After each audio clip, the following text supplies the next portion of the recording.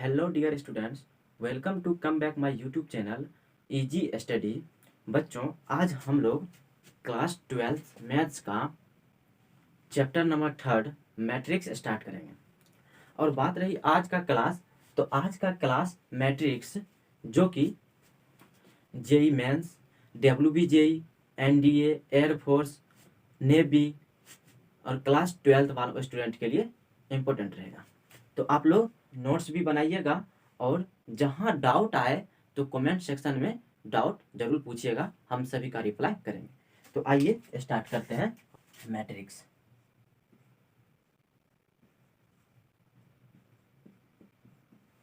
Matrix जिसका हिंदी क्या होगा? आव्यूह।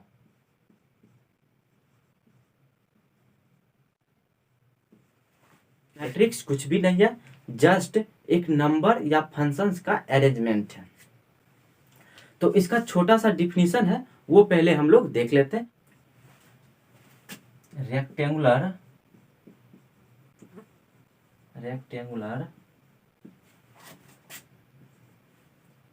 Arrangement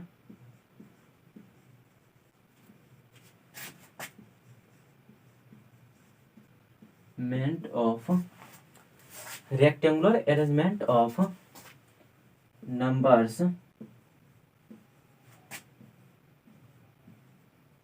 or functions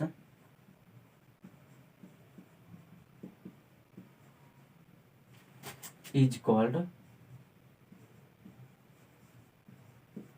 matrix।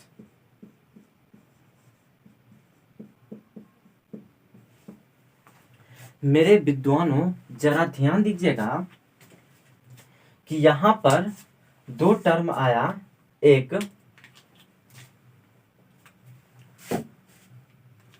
Numbers और दूसरा टर्म फंक्शंस। देखिए, फंक्शन या नंबर, इस दोनों का रेक्टेंगुलर अरेंजमेंट को ही हम लोग मैट्रिक्स कहते हैं। देखिए, इसमें एक और टर्म आएगा, कभी कभी मैट्रिसेज देखने को मिलेगा, मैट्रिसेज, और कभी कभी मैट्रिक्स। मैट्रिक्स का ही प्लुरल फॉर्म मैट्रिसेज है, यानी जब एक मैट्रिक्स का बात आए तो हम लोग मैट्रिक्स का यूज करेंगे, और जब एक या एक से अधिक मैट्रिक्स का बात आए तब हम लोग मैट्रिसेज का यूज करेंगे। यानी एक से ज्यादा मैट्रिक्स का बात आएगा तो मैट्रिसेज का यूज करेंगे, और जब एक मैट्रिक्स का बात आएगा तो हम लोग मैट्रिक्स का यूज करेंगे। चलिए, यहां तक बात क्लियर होता है। अब इसका बात आता है कि हम नंबर्स किसको कहते हैं और फंक्शंस किसको कहते हैं। तो जैसे कि अगर आप लोग 11th क्लास पढ़ चुके होंगे तो उसमें फंक्शंस डिटेल से बताया जाता है, ठीक है।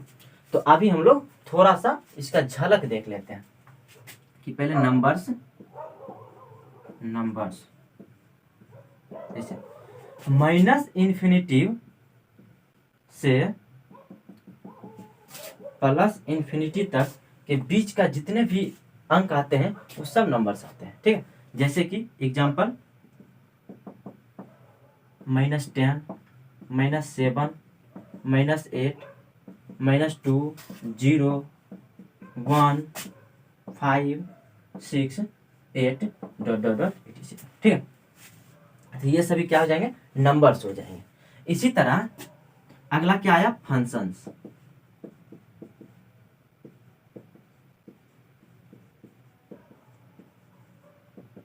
फंक्शंस कौन सा हो जाएगा? एक्स स्क्वायर, ये एक फंक्शन है जिसको स्क्वायर फंक्शन कहते हैं। एक्स क्यूब, ये फंक्शन है, क्यूबिक फंक्शन होता है। लॉग एक्स, ये एक फंक्शन है, logarithmic function. E power x, exponential function. इसी तरह साइन एक्स, कॉस एक्स, ये सब ट्राइग्नोमेट्रिक फंक्शन है। Tan x, cot x, sec x और कोसेक एक्स,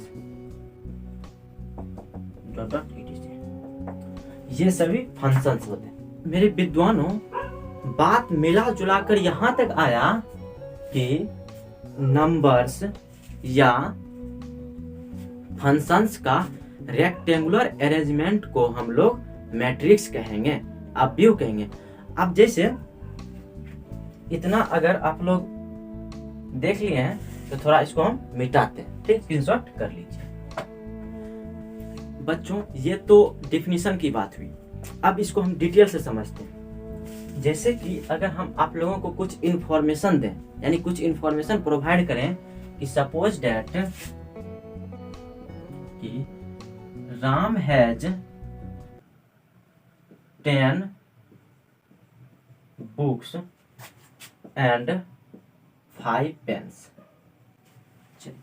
यानी राम के पास 10 किताबें तथा 5 कलमें हैं। अगला, Shyam has 8 books and 20 pens.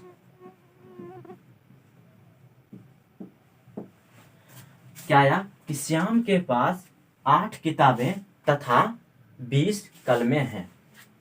अगला एक और ले लेते हैं, Geeta has 15 books and 12 pens. देखिए ये एक बहुत बड़ा डाटा दिया हुआ है जो कि लैंग्वेज में लिखा गया। अगर इसको हमको शॉर्ट में लिखना हो तो इसके लिए एक टेबुलर मेथड आता था, ठीक है, टेबुलर मेथड। इसमें क्या करते थे, अलग अलग करके सभी का एक सारणी बना देते थे, यानी एक लाइन ड्रॉ करके और अलग अलग लिखते थे। जैसे कि नाम का अलग लाइन, नाम का अलग लाइनिंग, इसी तरह बुक्स का अलग लाइनिंग, यानी कहने का मतलब एक कैटेगरी में लाइन लिखेंगे, एक कैटेगरी में बुक्स लिखेंगे और तीसरे कैटेगरी में पेन्स लिखेंगे। अब यहाँ नाम में कौन सा आएगा, तो पहला राम। अब देखिए राम के पास 10 बुक्स हैं, 10 बुक, तो 10 लिख देंगे, और कलम कितना है, 5, तो यहाँ 5 लिख देंगे। अगला, श्याम के पास 8 बुक है, तो श्याम, नाम के अंदर श्याम और बुक्स में 8, और अगला पेन में 20 लिख दिए। अब उसके आगे गीता के पास 15 बुक तथा 12 कलमें हैं, यानी गीता बुक में 15 और कलमे में 12, यानी 12। इतना लिखना पड़ता था, ठीक है। अब मान लीजिए हम यहाँ 3 डाटा दिया हुआ, राम, श्याम, गीता, यानी 3 व्यक्ति का नाम करके उसके पास कलम की संख्या और कॉपी की किताबों की संख्या बताया गया।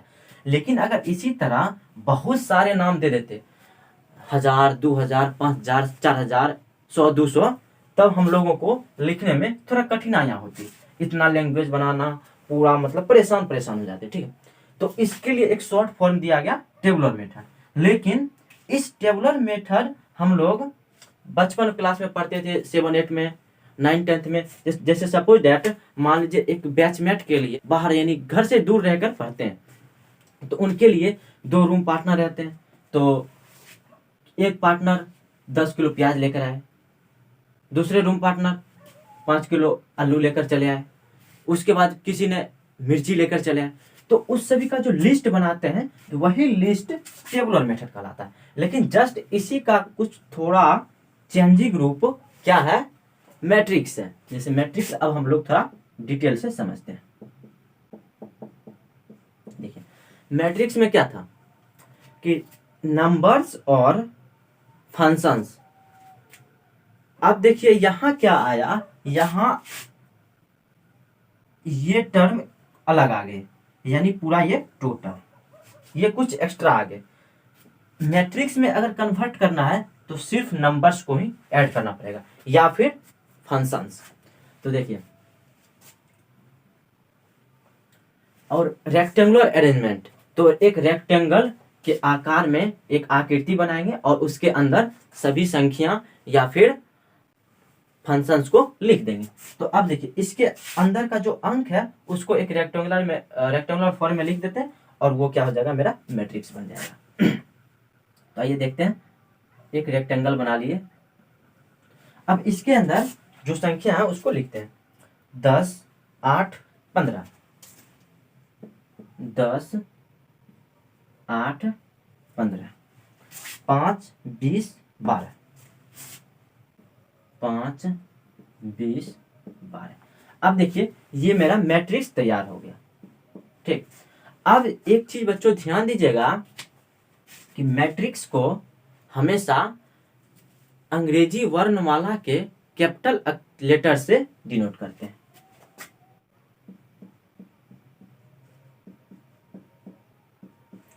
Matrix is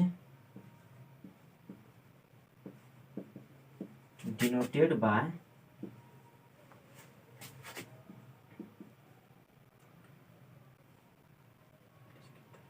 English capital letter.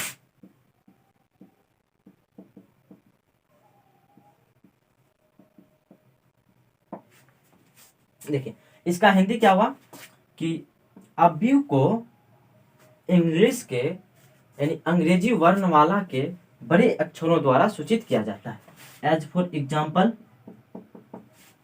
Capital A, capital B, capital C, capital D, dot dot dot X, Y, Z, यानी इन सभी संख्याओं से सूचित किया जाएगा। तो बच्चों ये जो अव्यय था ये बन गया अव्यय। अब इसको डिनोट करेंगे तो हम इसमें से एक लेटर ले लेते हैं, जैसे ए ले लिए तो ये मेरा अव्यय हुआ। तो ए इक्वल टू ये पूरा सारणी। अब इतना का आप लोग एक स्क्रीनशॉट ले लीजिए या फिर प्रॉपर नोट्स बना रहे हैं तो नोट्स बना लीजिए। ठीक है बउआ रे, जरा ध्यान देना कि जब एक मैट्रिक्स बन गया ए इक्वल टू, मान लीजिए फिर अगला कोई नेक्स्ट एग्जांपल ले लेते हैं 8, 3, 7, 9, 6, 2, इतना हो गया। अब इसमें जरा नजर आएगा सर जी अब इसके आगे क्या होगा। तो आगे क्या होगा जरा सब्र रखिए, हम आगे आप लोगों को बता रहे हैं। ठीक है तो देखिए कुछ टर्म ऐसा है जो इस फॉर्मेट में जा रहे हैं। देखिए ऐसे ऐसे, तो जो हॉरिजॉन्टल यानी क्षैतिज में होगा उसे हम लोग पंक्ति कहेंगे यानी रो। तो ये मेरा हो जाएगा R1 और ये हो जाएगा R2, ये R3। लेकिन मेरे विद्वानों जरा ध्यान देना कि कुछ टर्म ऐसे हैं, ऐसे यानी खड़ा वर्टिकल, तो इसे क्या कहते हैं, तो इसे कॉलम कहते हैं C1 C2। तो यहां आप लोग लिख लीजिएगा horizontal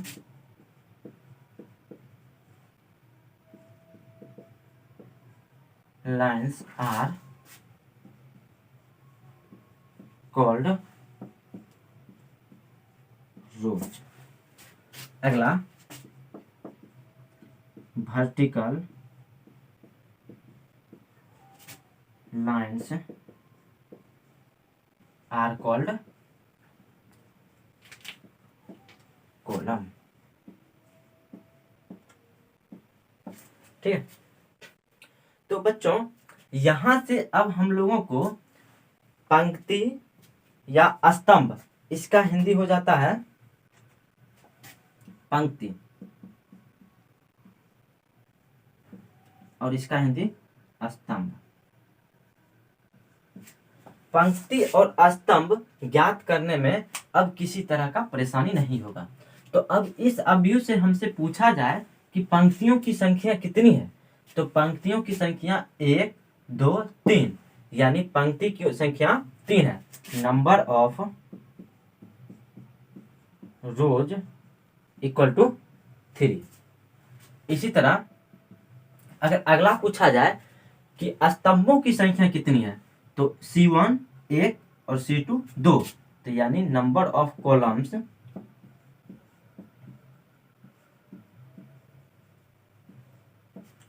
equal to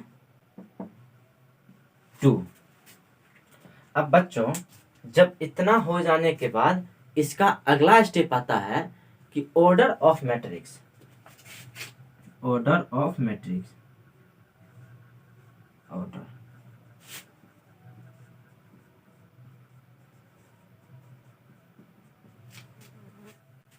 order of matrix यानी अवयव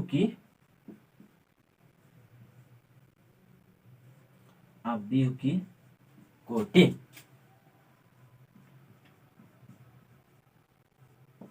चलिए अब देखिए अवयव दिया हुआ, इसका ऑर्डर हम लोग कैसे ज्ञात करेंगे।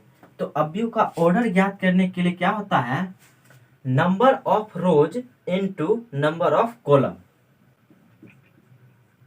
Number of rows into number of column. इसका हिंदी लिखें तो पंक्तियों की संख्या, पंक्तियों की संख्या मल्टीप्लाई स्तंभों की संख्या। चलिए अब देखिए जो अवयव दिया हुआ है उसका ऑर्डर क्या होगा। तो पहले बताया नंबर ऑफ रोज, तो हम लोग लिख लेते हैं order equal to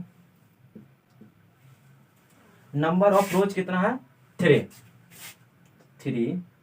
cross number of columns, तो नंबर ऑफ कॉलम्स 2। तो ये इसका ऑर्डर हो गया।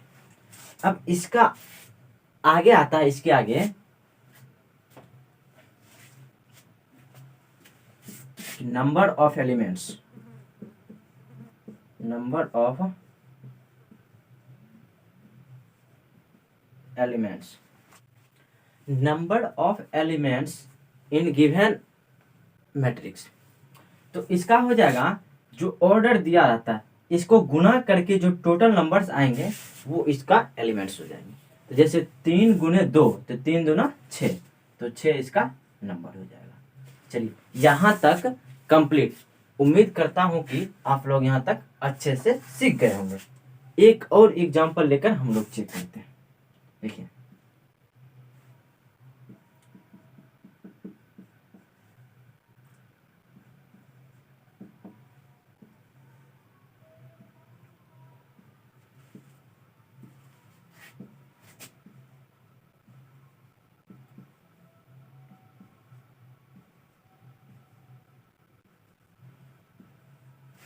ये अवयव दिया हुआ है।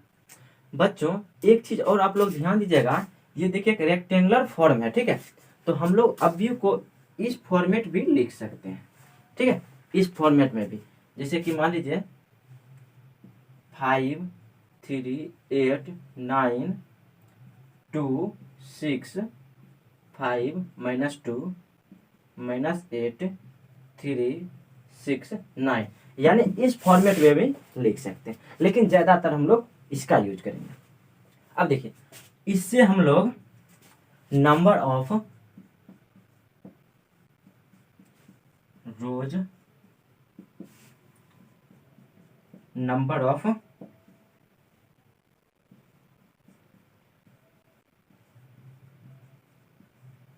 कॉलम,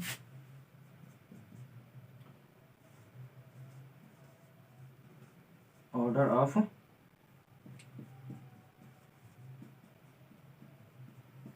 मैट्रिक्स, इसके आगे नंबर ऑफ एलिमेंट्स।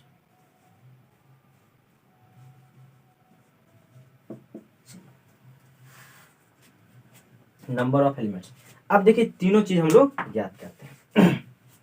देखिए क्या बताए कि पंक्ति कैसे होगा, जो हॉरिजेंटल होगा वो मेरा पंक्ति होगा। जैसे कि ये देखिए, ये मेरा पहला पंक्ति हुआ, ये मेरा दूसरा पंक्ति हुआ, और ये मेरा तीसरा पंक्ति हुआ। ठीक है, यानी पंक्तियों की संख्या कितना हुआ, 3, 1 2 3।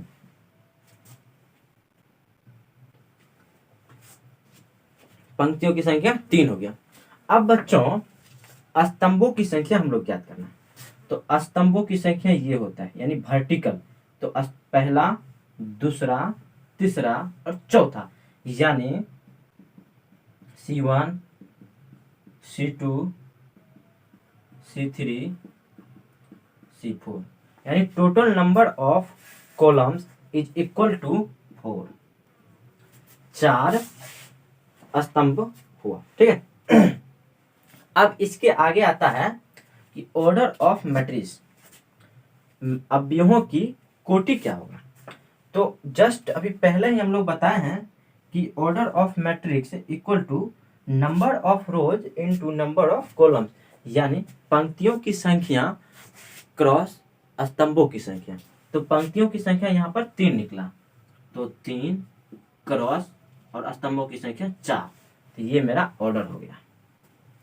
अब इसके आगे आता है नंबर ऑफ एलिमेंट्स, यानी अवयवों में, यानी जो अवयव दिया है इसके अंदर अवयवों की संख्या कितनी है।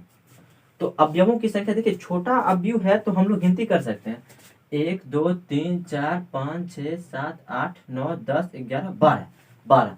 लेकिन जब बड़ा सा अवयव दिया रहेगा, मान लीजिए बहुत सारा, ठीक है, उसके अंदर एलिमेंट्स है, उसको गिनती करने में थोड़ा परेशानी होगी।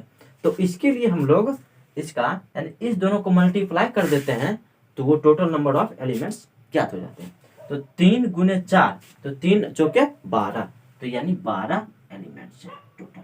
अब देखिए यहाँ इतना इसका आंसर ज्ञात हो गया। ठीक है, तो आप लोग ये एक नोट्स बना लीजिएगा।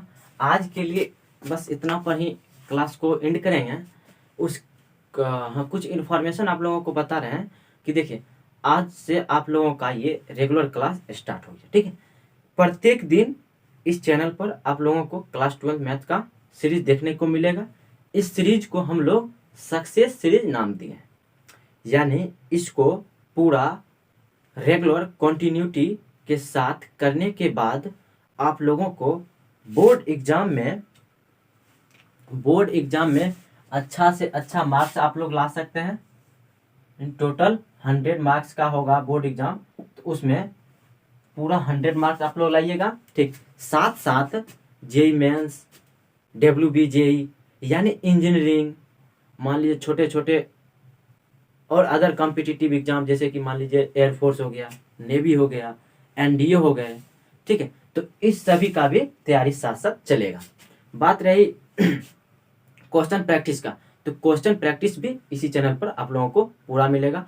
NCERT को हम लोग मेन रूप से लेकर चलेंगे, उसका पूरा सॉल्यूशन डील करेंगे। ठीक है, तो आप लोग चैनल पर बने रहिएगा। ठीक है, और अपने सभी दोस्तों को मैसेज दे दीजिए कि अब आपका टीचर, आपका सर एक रेगुलर क्लास स्टार्ट कर दिए हैं, तो आप लोग बने रहिएगा।